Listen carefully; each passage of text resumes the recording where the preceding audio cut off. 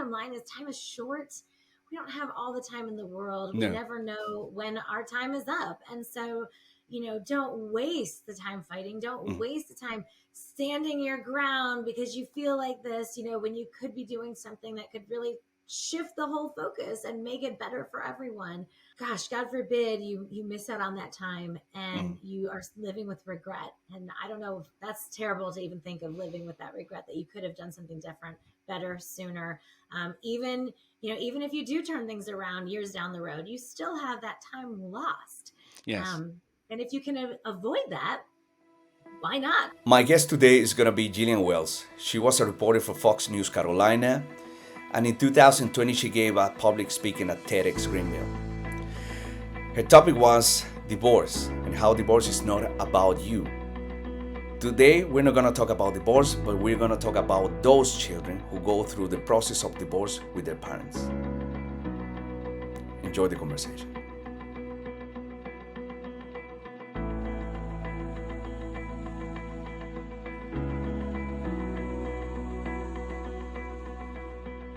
But first of all, thank you so much for sharing and spending this time with me to talk about this topic, because divorce is something that is not easy to digest. And I know how painful this is.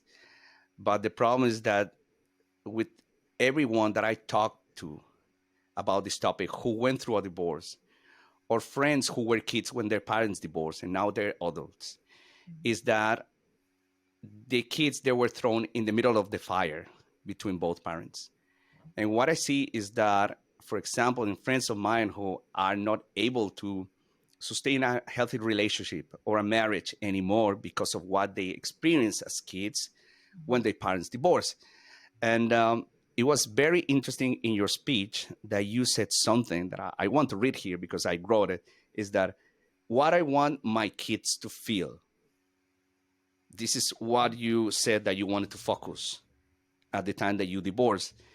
And before we go there, I would like to ask you if you can share your story, because you changed completely the focus of how to deal with the divorce of what everybody else is doing. And that led to something different in the relationship of you and your kids and your ex-husband. So I would really appreciate it if you can share with us. Absolutely. Absolutely. First, let me just say thanks for having me here, and I really do appreciate the opportunity to share the story, because hopefully it can impact and help other people and make what is a difficult situation, divorce, a little bit easier, particularly for the children, because they didn't ask for that. They didn't ask to be stuck in the middle of anything like that, and that's it's a hard thing to do, but it can be so huge for those kids, even like you said, down the road in their relationships and future marriages that they may have, as well as just their day-to-day life growing up. For me, just to kind of, like you said, tell my story a little bit, we had a big tragedy, if you will, of our house burning down. And we were away on a work trip. I worked with my husband at the time, and our house burned down. We came back to everyone being safe and healthy, which is the most important thing. A house is just a house, but that kind of escalated into where we had to rebuild everything. And we actually had a great time picking out things and rebuilding and doing all of that. Most people say, oh, when you're having to build a home, that tears you apart. It actually didn't. That was not the bad part. But we were forced to be in a small apartment-like setting. My husband at the time, he was doing a lot of traveling, so he was gone. I was staying home with the kids. A lot of dynamics all at the same time. And throughout that, he kind of came to the realization where he didn't want to be married anymore, and it wasn't a fit, which again devastated me, because I had never thought about that even being an option. All I knew was sticking with it and doing all of those things. So it was a blow. It sucked, to be honest. It was not great. It was, like I said, devastating. It was hard to even think of. Now I have these young children. At the time, they were 3 and 5. And I was just so heartbroken to think that they would never know and see what a family is supposed to be like, because they would only know and remember of mom in one place and the dad in another place. And that was one thing I really had to get over. And that was one thing I think that really helped my ex-husband and I to really focus on the kids as being the important thing here.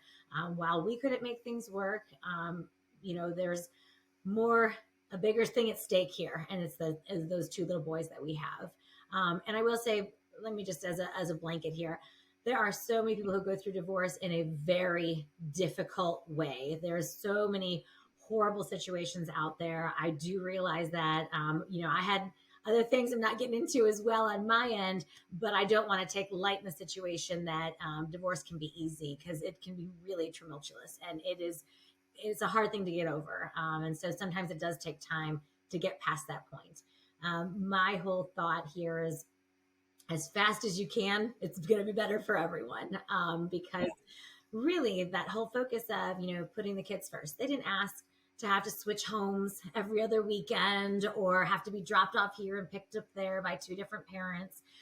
They didn't ask to be stuck in the middle of it. And so often when it does come to divorce, people no longer love their children like they did when they were married, but they use them as pawns or as collateral to hurt that other person.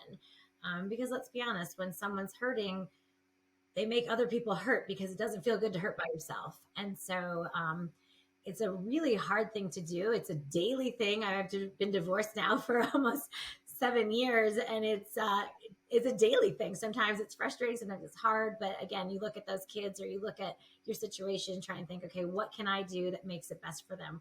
Every decision I'm making is going to be what's best for them.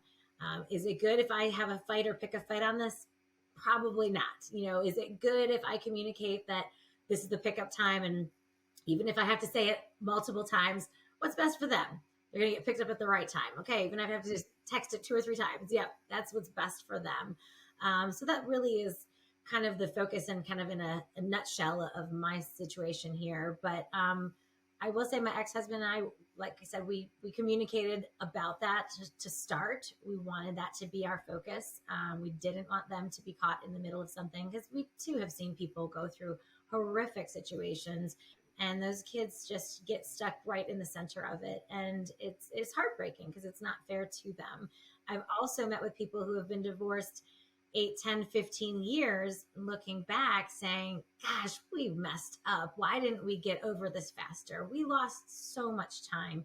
It could have been so much better, not just for the kids, but even for the whole relationship. Because if you got children, you've got holidays, birthdays, sporting events, if they're into theater, plays, anything that they may do, and you're missing out on letting that be an awesome experience for them. Because if you think of the kids, like, who are their most important people? Their mom and their dad. They want to share that excitement and those moments with both of them. It's not a fun thing to go through when you're like, oh, I can only talk to this one here for the second and this one there, and nobody can share in that moment of celebrating that child. And so that was one thing, and we do, it's hard to coordinate everything, but we're always at soccer games together, and we're cheering everybody on. We're standing side by side at the sidelines, and it is an awesome feeling, because they look at us and they know that, hey, this is what's important, is them. And making those moves and those steps to do so, I think, makes a big difference in their life and how they treat others as well. What could be the best formula to establish this communication with your partner, regardless of you are the person who left the relationship or you are the person who was left? Yep. Yeah. There's no one set formula. I will say it'll be based on everybody's situation. But I think the main thing to come across is, like you said, put your ego aside, put your pain aside. And that takes a big person to do that. And you may be the only one willing to do that. Your ex-spouse may not. But if you take that first step and you continue on that, then I do believe, will eventually come around, because they are going to want to have the same thing for their kids. You guys are in it together. You had children because they were, a product of you guys, and there's some connection there, right? You're going to find that common ground. But I think probably the very first thing you can do is just communicate that. And it may be hard. It may be writing it down and handing them a note if you can't even get to that point of talking to each other. But taking that first round that says, okay, can we please at least agree that the kids need to come first? Regardless of how we feel, regardless of anything along those lines, the kids have to come first. And if we can be on that common ground to start, then the decisions past that point can really move in that direction in a healthy way as well. Believe me, there's going to be times when you're going to completely disagree. And I mean, it's hard to parent when you're together, right? There's life things that happen. You're like, oh, I think they could be able to do this. You're like, I don't agree with that, and when you're co-parenting and you're two different houses and two different scenarios, it's even harder. So communication has to be a key point. And you have to agree to communicate on that as well. Like that's going to be a huge thing. And I'll tell you, in my marriage, communication was a big challenge for us. So that really we had to step up and really make that happen, because if we didn't, then who's going to be left failing? It's going to be the kids, it's not going to be us. So I guess if there is a formula, communication is step number one. Putting your feelings aside, because it's not about you right now. It's about them. Just like you said, when we're together, kids are the focus. Everything is, like, what can we do to help them? What can we do to make it better? Blah, blah, blah. And you only want what's best for your kids. So you have to kind of take that mindset, even if you're separated and divorced, to still be like, okay, what's best for my kid? I want what's best for them. Because if you both are focusing in that direction, even if you're in two different spaces, you're both moving together for those kids, and you're going to make decisions based on that. And I think that's kind of maybe a blanket formula, if you will, of how that could possibly work. Yeah, definitely. No, I think you're right. There's not a exact formula, because every relationship is different. Uh, I would like to know from your experience, because when I divorced, my daughter was 12, and no, she was 10. She's now 12, and this was like 3 years ago. And I remember that the first thing that I tried to do was to communicate her what was going on, and that she was not responsible for what was happening. I had two boys who were very, very young, and I was not able to communicate with them because they were not on an age to understand what was really happening. Mm-hmm. How was your experience with your kids? How do you communicate this? Because one thing is to open a communication with your ex-partner, but the other thing is, like, how do you communicate the kids that they're going to be safe? Well, I think what you did with your 12-year-old is perfect, to have that conversation. And you do need to communicate with your children, absolutely. But you need to do it at their level of understanding. So your conversation with your daughter, very different than your conversation with your sons, right? Yeah. Because they were just not in the same level of understanding. For me, mine were younger. So I had a very basic conversation of, we're going to be here at mommy's house, and then you're going to spend time with daddy, and it's important to have time with daddy, and it's important to have time with mommy, and just kind of really very basic. But I will say, as they continue to grow older, there are more questions that come about, like, why did this happen? Or why can't you guys be together? And so you have to address those questions. I say, first and foremost, be honest with them, be heartfelt with them. Don't go into too much detail, though, if they're not at that level, because that could almost backfire, in my opinion. If you're giving so much information, then they suddenly start analyzing that into being, maybe it was me, maybe it was this, what could I have done different? So I think that, because obviously no child is the reason behind it, right? You have to realize, but they can not easily go there in their minds, and so I would keep it as basic yet honest as you can. And again, being at the level that that child is at. And you may have to have multiple conversations as time goes on, because of course, as time goes on, they're in two separate houses here. You're going to meet new people. You're going to introduce more people into their lives. I'm now remarried, and they have their stepdad, who is a huge part of their life, but we introduced it very slowly so that time could go on. And then of course that's going to lead to more questions and more understanding. But I think if you leave those open lines of communication, and again, being honest is probably the biggest thing, but also the adage of KISS, keep it simple, stupid, just keep it simple in their level as well. It's not too over the top, if that makes sense. Yeah. That makes a lot of sense. What is the relationship right now with the kids? How they feel about the divorce? What do you see? What are the results of the decisions that you took? Great question. I think, to be honest with you, I think they feel safe and good and loved. I think that's probably the biggest thing, is that they know that their mom loves them. They know that their dad loves them. They know that mommy and daddy communicate. They can't pit us against each other. And that's another good thing. If you're communicating with your ex-spouse, you at least have that level playing field, because kids are going to be kids. They're going to try and pull one over for you. Well, daddy said no, but maybe mommy will say yes. They're going to do that when you're married anyways, but Yeah. now you can kind of be on the same team with it. And I think, I do think there's times when they do have questions and they wonder and they are kind of like, I wish it was different, which of course, nobody wants to go through that. But I also think that they're like, we've got great parents and a great relationship. I mean, literally yesterday we were at the soccer fields. I'm standing with my ex-husband and his soon-to-be wife and my new husband, and so we're all there. So I think it's kind of like, wow, you've got more love than anything. So what's wrong with that, right? What's wrong with having more people love and care about you? That's sometimes how I have to think about it too, because it is hard to introduce other people in and be positive about that to them, because you're like, I'm the mom or I'm the dad or whatnot. But you kind of think of it as, wow, what is something wrong with having more people love my children and having more people want what's best for them? Not really. Kind of like an extra aunt and uncle, right? You would want them to be spending time and enjoying that. So I think, and I hope that that's what they feel. I feel like they do feel safe wherever they are. They do know that they can communicate with either of us anytime. I try and leave those doors open. Well, I do leave those doors open, and whenever they're ready to say anything, they know they can always do that. But I think that I think the biggest thing is that they know that they've got a mom and a dad who love them very dearly, and no matter what happens, no matter what house they're at, no matter who's driving the carpool that night, they're in good hands, because we want what's best for them, and we'll do everything we can to make that happen.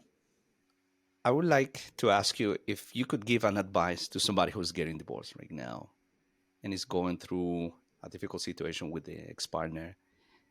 What would be your advice? I would say be honest with yourself. Let yourself feel the hurt. Let yourself go through those emotions. That's okay. You're allowed to be upset and have all of those things. But then I also would say take that time and set it aside. When you're with your kids, focus on the kids. And believe me, I had a million breakdowns when I had the kids, trying to just keep it together for a minute. And I'd have to turn my back, or I'd go to the bathroom and, mommy just needs a second, guys, and I'd have to just pull myself together. So it's okay to feel those things, but it's also super important to be present with the kids in that time. And then that's your moment with the kids. Now you also need to take that pain and set it aside when you're communicating with your ex-spouse.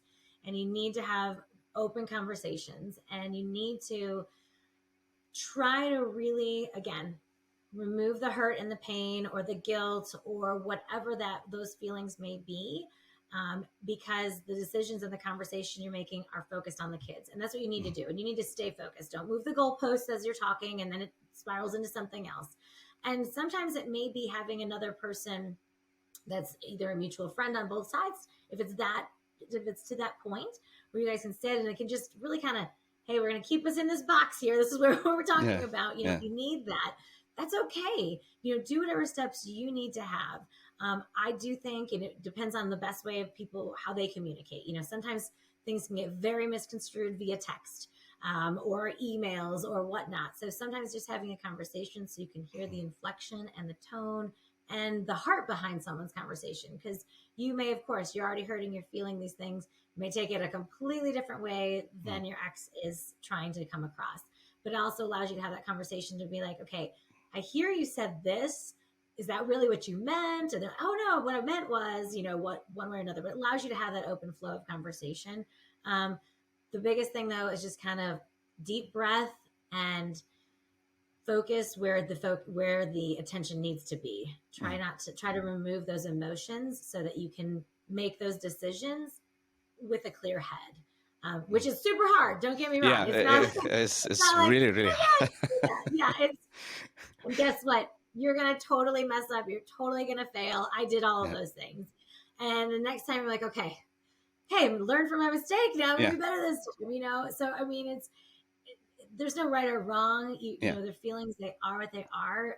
So be honest that you have those feelings, and then let those feelings happen. But also try and put that to the side when you're really discussing things with the kids so that you can really focus. Because, like I said before, hurt people want to hurt other people. Yeah. Or if you're feeling all these things, you want to lash out and you're not going to make the wisest decisions. And you're certainly not going to be thinking about the kids. You're going to be thinking about how can I get back at that person because they made me feel this way. So you've got to really step aside. I also am a huge proponent of therapy. Go see someone, speak with someone, allow that time to release those emotions. I was in therapy for a year after my divorce. It was the best thing I could have done. I learned so much about myself. I learned better ways to communicate, better understanding of why I was feeling certain things. And, that really helped me on my end. So I'm a huge proponent of getting that time to really make yourself better, because guess what? You're gonna be better for the kids. You're gonna be better all around, not just for yourself, but everybody else that you come in contact with. Yeah. Wow, that's fantastic. I wish we had this conversation 3 years ago. But we're having it now, so we'll use it now. Yeah, but I hope that a lot of people are going to benefit from this conversation, because I think it's not typical to find somebody who is going to put his wants and his feelings aside to protect their kids, and this is something that we all can learn about, not only in going through a divorce, but also in different situations in life, because everything is a relationship. And I believe that pretty much what we see in the relationship of our parents is what we reproduce, not only in our personal relationships, but also in our work, in any kind of relationship that we're making, our business, and so on. Absolutely. I couldn't agree more, because like you said, it's all relationship based, but this could be anything from, a fight with a coworker or a longtime friend that you have a disagreement with or whatever. The bottom line is time is short.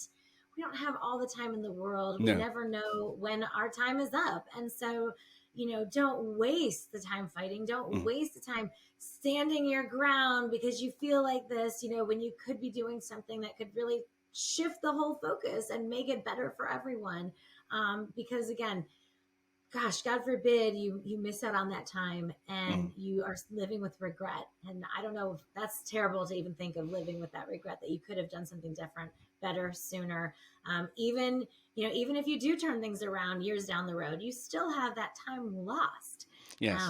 And if you can avoid that, why not, right? Yeah. Don't miss out on the fun things and being able to do all of those things. Yeah. With the relationships and the ability to grow your business, or have that friendship rekindled, or whatever it may be, it really can go across so many different areas. And it really is. Sometimes you got to just take yourself out of it. It's not about you all the time, right? And that's hard to do. Yes, yeah, exactly. That's exactly what you said at the beginning of your TED Talk. It's not about you. And that was that really caught my attention, to hear your public speaking. That was really, really impactful. Thank you. Jillian, I love that. Thank you so much. Thank you so much for this conversation. I think this is going to be very helpful for a lot of people. And I really appreciate that you took the time to talk about this topic and to open yourself, because it's really hard to open about divorce for our public. And I know this is going to be very beneficial for a lot of people. Thank you very much. So. Oh, thank you so much. It is hard to talk about, but hopefully if I can help someone else, even one other person, to make it better, that would be amazing. And I hope I do. I hope this conversation, I appreciate the time and you bringing me here to share that, and hopefully we can help more people. Yes, definitely. Thank you so much, Jillian. I really appreciate it.